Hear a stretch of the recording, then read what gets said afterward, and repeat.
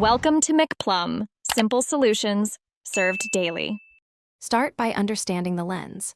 A true fisheye commonly ranges from 8 mm to 16 mm and can cover up to 180 degrees, producing extreme barrel distortion and a rounded field of view. Mount the lens and set aperture around f/4 to balance center sharpness with manageable vignetting. Stop down if you need more depth of field.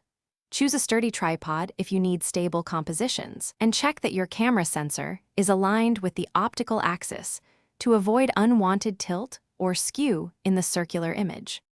For practical shooting, set shutter speed to 1/250s or faster for motion and use ISO 200 in bright daylight to keep noise low. In low light, raise ISO while watching grain.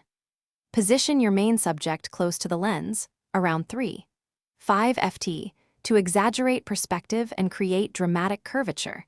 Distant backgrounds will compress into a rounded panorama. Compose with the horizon intentionally near the circle edge or center, depending on effect, and bracket exposures by +or -1 e. In post, decide whether to preserve fisheye curvature or correct it.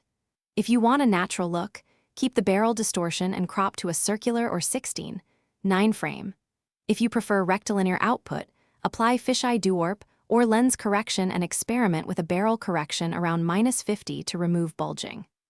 Adjust clarity and selective sharpening in the center, reduce vignetting if necessary, and export JPEG files at 80 quality, resizing to a maximum width of 1920px for web delivery, while keeping an untouched RAW master for prints.